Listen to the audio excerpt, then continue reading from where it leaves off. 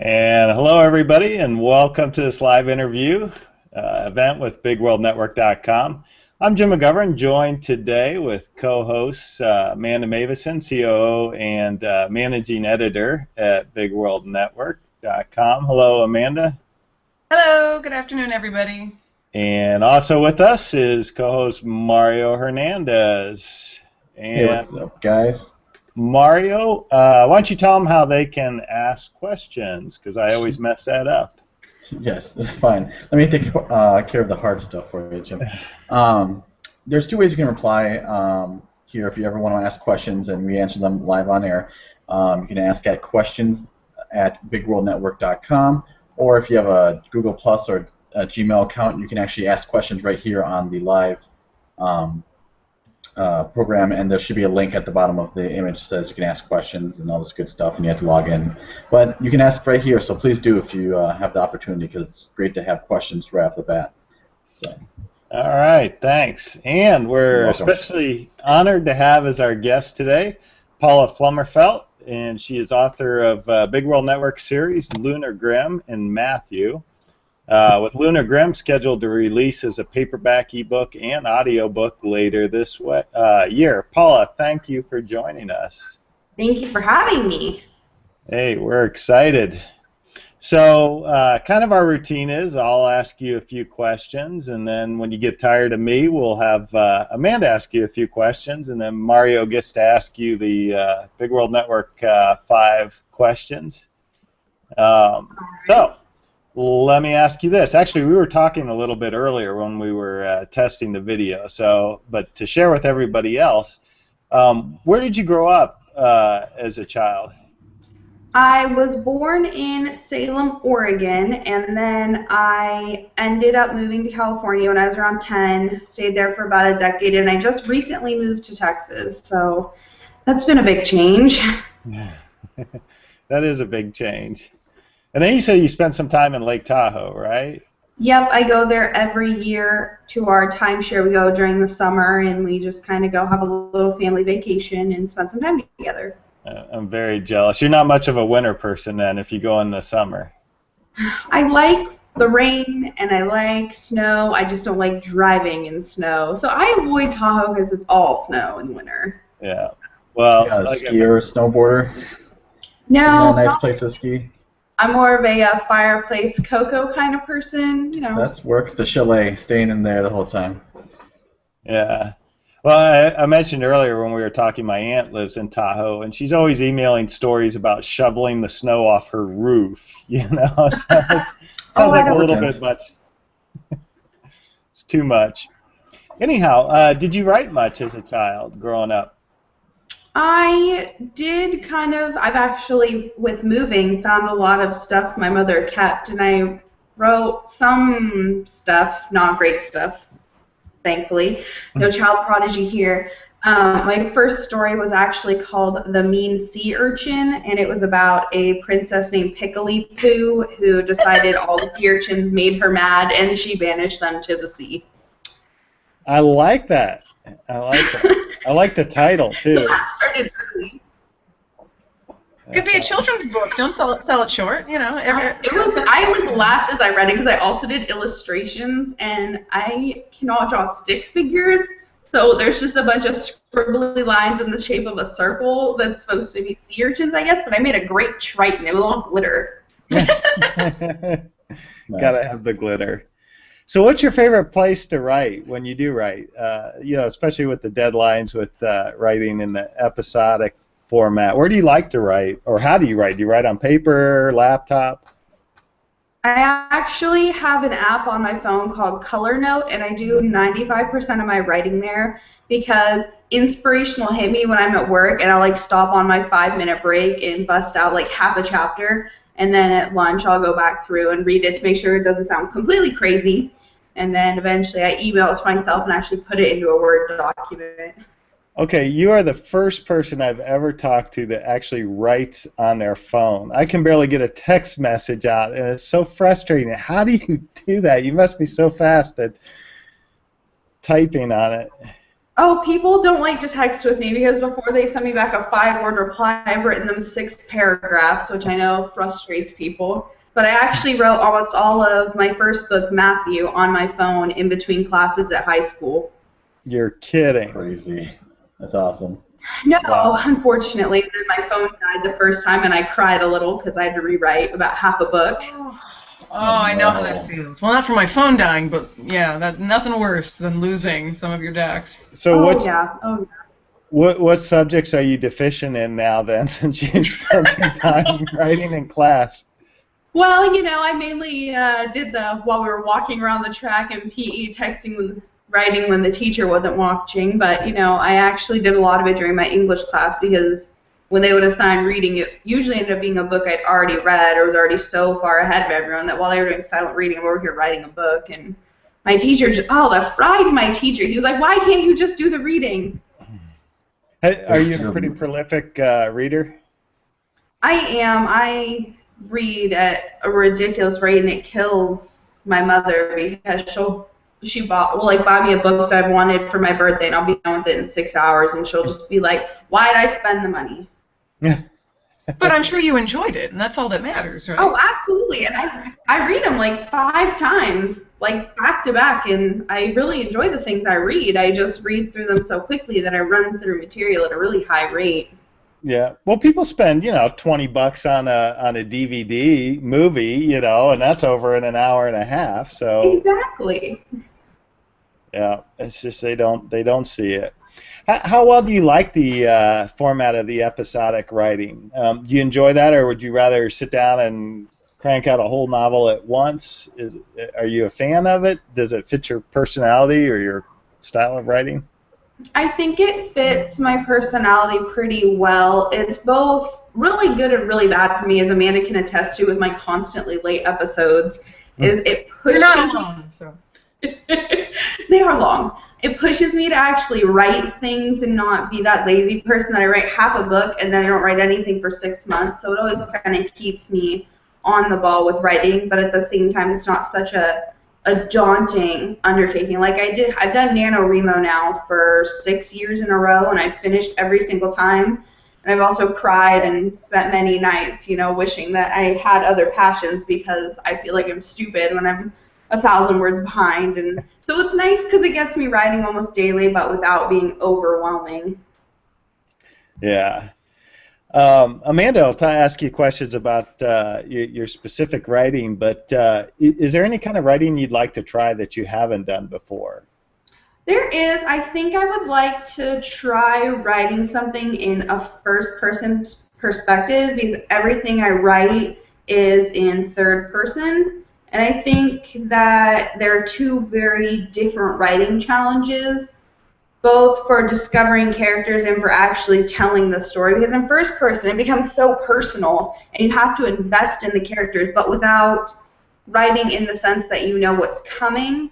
Whereas with third person, it gives you more of that objectivism that I tend to bring to my writing when I'm trying to especially really emotional scenes, because I get too caught up in my own characters. And then I get really upset when emotional things happen. And so I think writing in first person will definitely be a different challenge. Yeah. Yeah. Any desire to write nonfiction or anything like that? No, I don't do nonfiction. All the fun stuff happens in fiction. Are you kidding me? Right, and that's my escape from all the drama in the real life. And I work in a building that's very high stress in a vet clinic with 12 other females, and I just need some fiction to get me away from them sometimes, in a loving way. That's a great escapism, Exactly. Create your own worlds. Well, just a reminder to anybody everybody that's watching live, you can ask questions by emailing directly questions@bigworldnetwork.com, and you can also ask questions directly through the Google Hangouts. So with that, I'll pass it to Amanda. Well, I'm really excited for when Lunar Grim is ready to come out. That is the first book that Paula is going to have published with us after starting off as a series. And I'm a big sci-fi and fantasy fan. And I feel like sci-fi a lot of the time, there isn't as much out there. It's easier to find fantasy than sci-fi. So I had a lot of fun reading Lunar Grim, so we wanted to start by having you tell us about that one.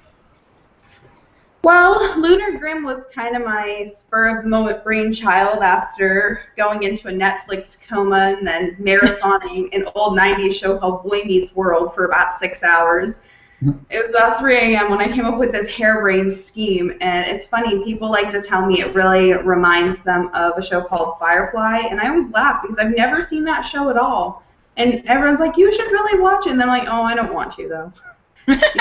Now you feel like it would like ruin it because people keep saying yours is like writing, and I would be like really doubtful, like, oh my god, is this too much like the show? And I kind of try to stay away from that. But if people want to compare it to something that has such a solid fan base and die-hard fans, then I'm totally okay with this. I'm all about it. It's fan fiction without ever having seen the fiction. I know, it's still very different, but I totally see how people can see that it reminds them of that, you know, this great group of interactive characters who are all part of sort of a space cowboy adventure, you know, I mean, it's there are things there, but it's definitely its own story, I mean. Yeah, it really is one of my favorite series. I like Lunar Grim. Right, for sure people are trying to fill that void that was left by Firefly, so... Right, we need things like Lunar Grim. Right. No, the closest I've gotten is Stargate and Cowboy Bebop. Those are my two, like, space... What was the last one? Cowboy Bebop. It's an anime. You probably wouldn't know, Jim, but obviously we... It's amazing, though. Like, oh, every time I watch it, I know what's going to happen, and I still, so many tears. Yeah, definitely. I definitely have to say, just, I don't want to deviate to talking of anime, but if you like it, I definitely recommend Outlaw Star, which is great in Japanese or English. If you haven't seen Outlaw Star, you would love that in that same kind of scene. I've just never had the time to sit down and watch it. So it is long. A lot of anime is long. That's true. Let's find the book form of it for her. Then she can read it in a few hours. Right. She get me the comics. Right through those. But no, so Lunar Grim is kind of it was my second large story that wasn't a short story or fan fiction, and I was really nervous about taking off with it, and I was actually in college at the time, and the chick who was my desk mate for veterinary technician school, I kind of bounced ideas off of her just to make sure I wasn't having like a 4 a.m. crazy issue. Of course, she was pissed I woke up at 4 a.m. But other than that, I mean, it was a story that I wanted a strong male and a strong female, and so I think that I wanted to make them strong but in two different ways. Donovan is more of my experienced, well-rounded, I've been there, done that kind of character, and Phoenix is kind of that newborn lamb being born out into the world and needing to find the strength that's going to drive her to being able to make the hard decisions and face life. And I think it's a very kind of mixture of a coming-of-age story at the same time as kind of the more in-depth human experience of learning about who you are and what pushes you and what tells you to be the person you are. Absolutely. I mean, for me, when I think of the story, I couldn't say that one character is the main character. I mean, you would have to say, at the very least, you have to say Phoenix and Donovan are both the main characters, but then it's also an ensemble cast because you have everybody else who's on the ship, you have the side story with Phoenix's brother. There's just so much going on that it has so much depth. It's tough for me to choose a favorite character.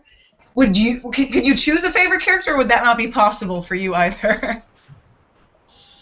My thing is I like them all for different reasons. I think as far as ones I identify with, it would probably be Arios, because he is kind of a character who's always been the sidekick to Donovan's life. And a lot of my friendships, I've always been friends with the popular kid or the person who is the more wild child person, and I'm more the grounded force. It's like, oh, do you think that's a good idea? Should we be doing this, guys? You guys, it's midnight. You know, I was always that kind of kid. And then it really took me a while in meeting other people who were so different from myself to be able to really branch out and create my own presence.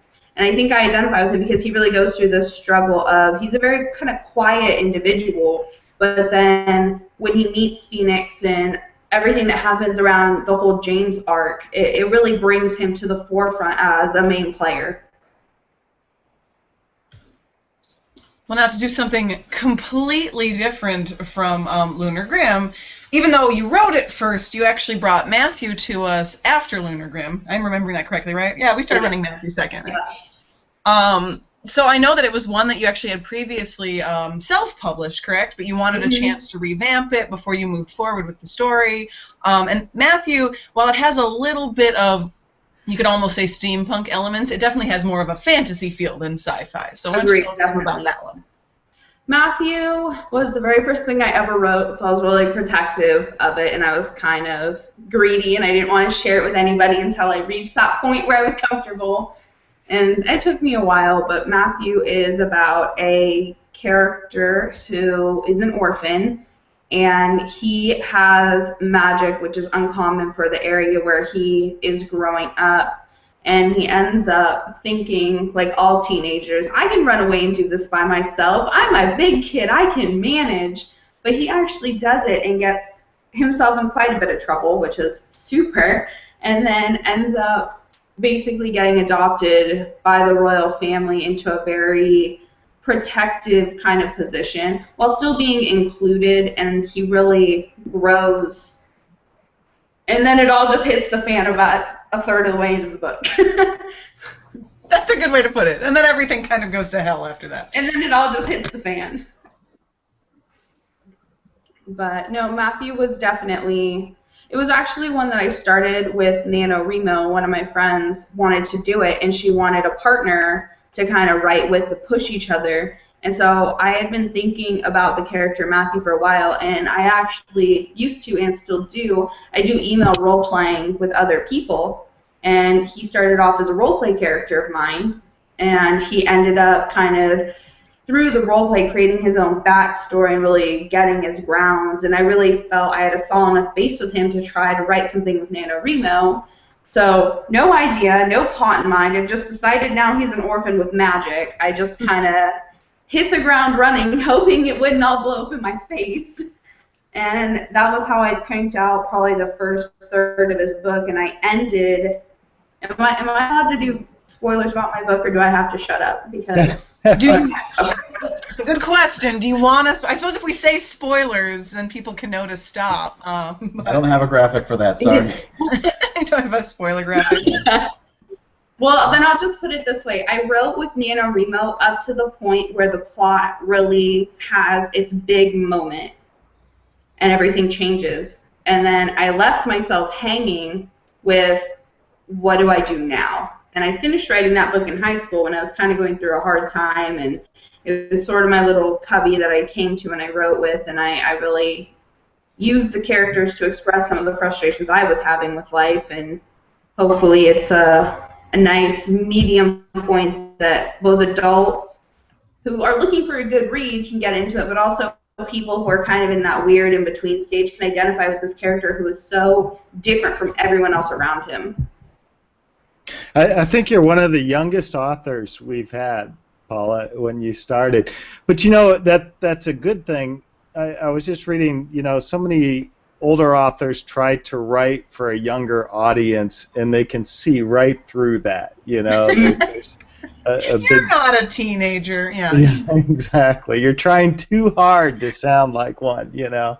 So, but that's a good thing. Yeah.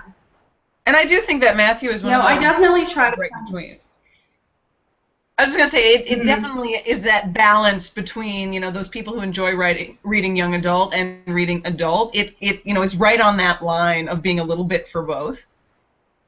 Yeah, and I really kind of, not in an emulating, stealing idea kind of way, but I grew up with the Harry Potter series, as a lot of people my age did.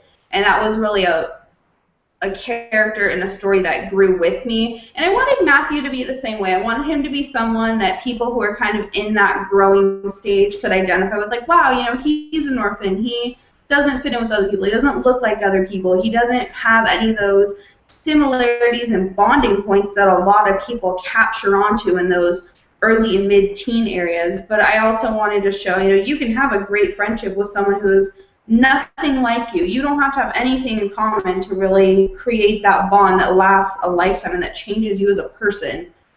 And another really important part of it for me was I was going through a time where a lot of my friends were kind of branching off, getting boyfriends, girlfriends, whatever, and I was the one left holding back by myself. And I wanted to show people, you can get through loss and move on, and you can still, you don't have to go through that Bella Twilight depression, I hate my life, nothing great is ever going to happen stage. You can man up, and you can, if you want to, you can do it. And you just have to find that kind of driving force. And it's okay to be sad, but it's also important to dust yourself off and keep going. I like that. Yeah, I like that too. That's a fantastic lesson that I think definitely is driven home while following the Mathieu storyline. So with all of that backing Lunar Grim and Mathieu, do you already know what your future projects are going to be? I mean, I know that you have more to the story you want to work on with Mathieu, but do you have other future projects as well? I do, and I've actually kind of started on it. It's the plot came to me. Boy, my plots are never really very well planned. They just kind of appear, and I just kind of start writing on them and hope nothing bad happens. Like computer crashes or I lose my mind. But I was driving across West Texas, and if you've been to West Texas, there is about nothing from San Antonio to Houston, and there's nothing from Santa Fe to San Antonio, so you're just driving along staring at things for hours on end, and that's when I do my best thinking, is when I'm just staring at things or people and making awkward conversation. So I started a story with a main character named Millie, and it is also a it's kind of interesting because it's like it's both a sci-fi and a fantasy, and they're kind of crashing into each other because you have this very time travel, machine-oriented sci-fi thing going on, but then you also have the fact that she comes bursting into it with magic, and it's a very interesting cross-section of what happens with her life and all that good stuff. Awesome! I'm already excited to learn more about this just from that little tidbit. That's I always like, since I'm a big sci-fi and fantasy fan, I love when people can do a little bit of a mesh. I'm sure that's why I like steampunk too, because there's always that little bit of a mesh of different genres clashing together, which can be a lot of fun. Right. No, it's definitely gonna be a little bit different. It is first person. I'm happy to say I'm undertaking a first person narrative. Boy, let's hope that doesn't. We're going to see a lot of Paula's inner struggle happening on these pages, I'm sure. Amanda's going to send me back an email. Paula, you need to rewrite this chapter. You're losing it. Oh, damn. Maybe you'll find that writing first person is easier. Having that I did this voice is I have a lot of fun with it. I don't do it as often either. What I'm working on now, I'm actually doing kind of switching back and forth between first person and third person. That's tough. I don't recommend it. But I'm a big fan of the Black Dagger Brotherhood, and yes, I'm aware of word porn and all that good stuff, but the writer, she's so good at really switching between that first-person narrative of whoever the story's about and that third person to tell you about everybody else, and it's awe-inspiring how seamlessly she can drag you back and forth to that, you'd be like, oh my god, what's even happening? Yeah, exactly. It's tough, but when it works, it's very worthwhile. And I just have a lot of fun with the first person, so hopefully you will come to see the wonders of it, and it will all turn out the way you want it to. I hope so. I hope so. Well, with that, then I'm going to actually move on to Mario to mention, to ask you a little bit about some of the ways people can find you online and learn more about you. Okay. Yes. So we always, if you have any social links, Facebook, Twitter, websites, blogs, anything like that, do you have? You can share with us. Well, Lunar Grim has its own Facebook page. I've just been lazy and haven't done one for Mathieu, and I kind of give writing updates on my personal Facebook, which could be awkward. People stalk me because they're also going to get to hear about my political view and my love of cats, so, Right.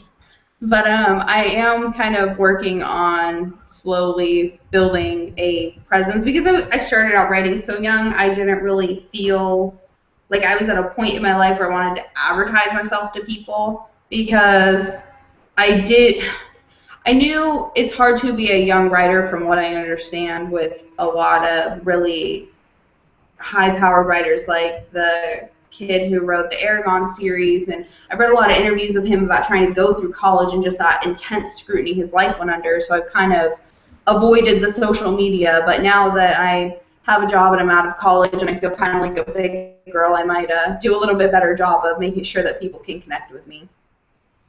For sure. I mean, and getting to your audience and all that stuff is hard, but so rewarding, and something that all authors definitely have to do. And so. Yeah, if someone says mean things about me, though, I'll probably cry to Amanda, and then she'll be like, "Oh God, this was a bad idea." I'll cry. And needs to be able to, vent to each other when the bad things happen. Because sadly, you can't only get good comments all the time. So I know, believe me, I feel your pain. I know. Hey, I love the image you have up on your Lunar Grim Facebook page. Thank you. Right, and that's just facebook.com/thelunargrim. Yes. So if you guys want to check it out, like her page, give her boost those numbers. I got really lazy there. You see, I posted, my last post was about season 3. We ended on, I think, season 6 or 7. So I think it's 6. Time for an update. Well, once you get ready to start promoting the book version, you'll have to take that back on again. And Mario has to get us a cover.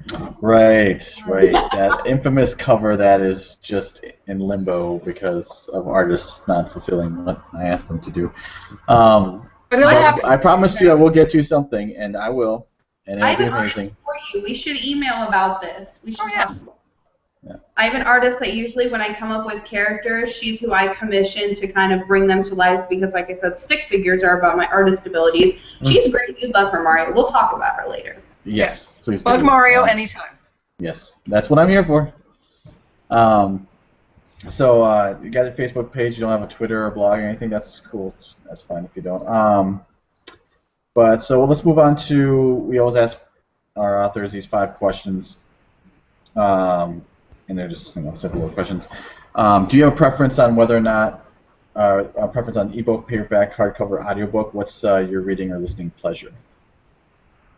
When I was commuting an hour a day, I actually listened to all of the Game of Thrones books on audiobook, which I think there's really something to the audiobook element, but I can never get past going to a bookstore, picking up the book, having it in my hands, carrying it around me like I'm a 3-year-old and making everyone ask me about it, so I tell them about this great book I'm reading. And personally, I like hardback books because I can use them to kill flies or assault people or whatever else I feel like them. What a way to go, bludgeoning by a book.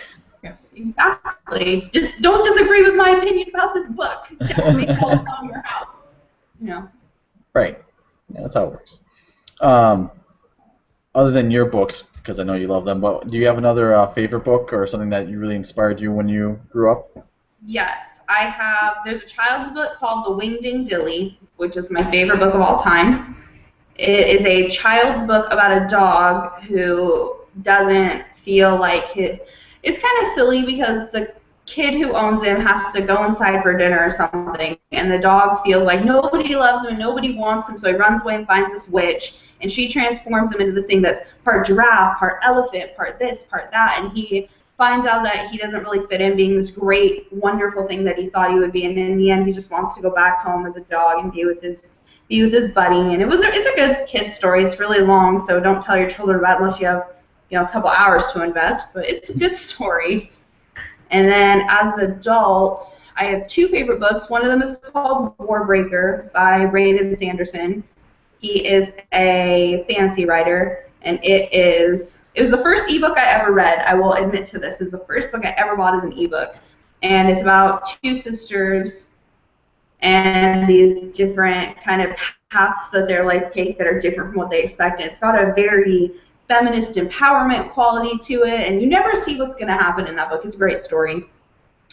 And Perks of Being a Wallflower is my other top tier book, because I think it's a book that no one should go through life without reading. It's extremely important, I feel like, for opening up a lot of important conversations and for identifying as yourself, because somewhere along the lines in that book you will find a character that you're like, yes, that's me, I get what you're going through, and it's an important thing that I think everyone needs to read and talk about and open up the door for.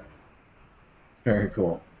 Now, I love the retention that you seem to have with speed readers. I always feel like, you kind of just blaze through a book, but you've got this firm grasp on books that I really love, and your interpretations and the messages that you get out of them is fantastic. So I applaud you for that, for sure.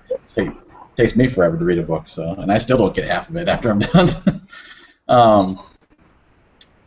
So if you had a choice, and you've written a few worlds here from your books, would you live in any of the worlds that you've created? Oh gosh, that's hard.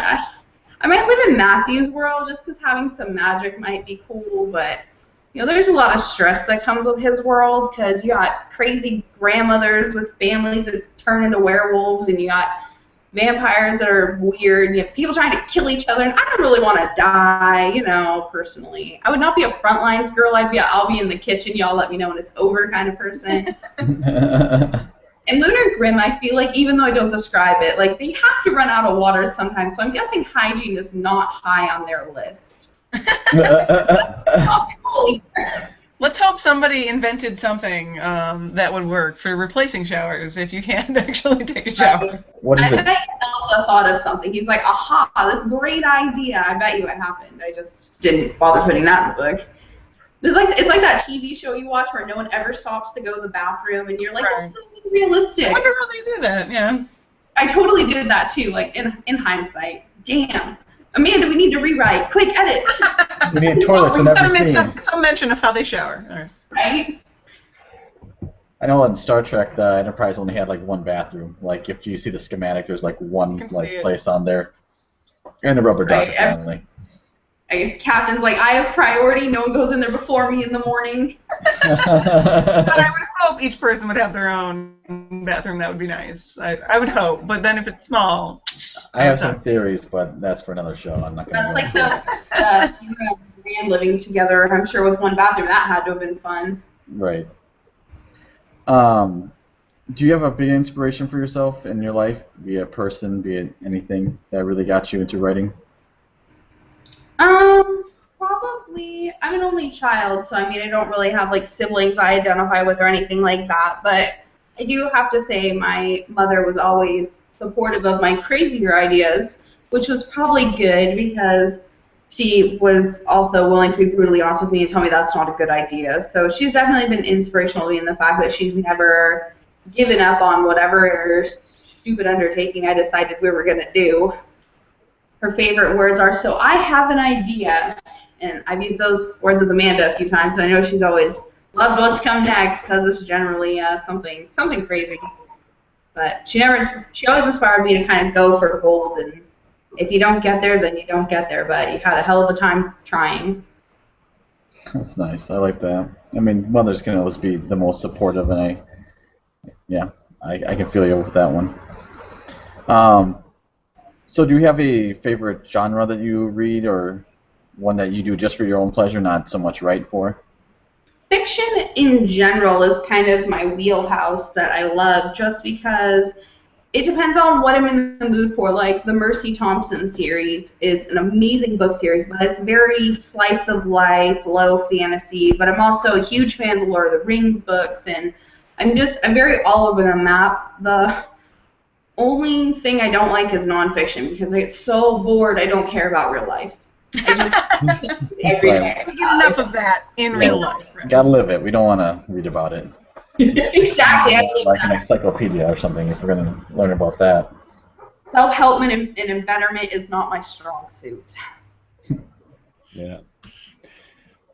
Well, Paula, thank you very much for joining us. This has been a lot of fun. You're very animated and fun to talk to. Thank you. It's nice to finally actually get to meet the team face to face after I've been nagging you guys for over a year. That's right. Yeah. Probably a lot longer than we realize. It goes by so quick. Each season, suddenly we're like, what? What do you mean we have 6 seasons of Lunar Grim, and now it's been a while, It goes by quick. Well, don't forget to check out Paula's series, Mathieu and Lunar Grim, both on BigWorldNetwork.com. They're both in audio and written format. And, of course, Lunar Grim will be coming out in paperback, audiobook, and ebook later this year, so you'll be able to get your own copy of it. So, Paula, thank you very much. We enjoyed it, and we hope to have you back again with your next book. Thank you for having me. All right. Take care, everyone. Thanks for joining us. See you guys.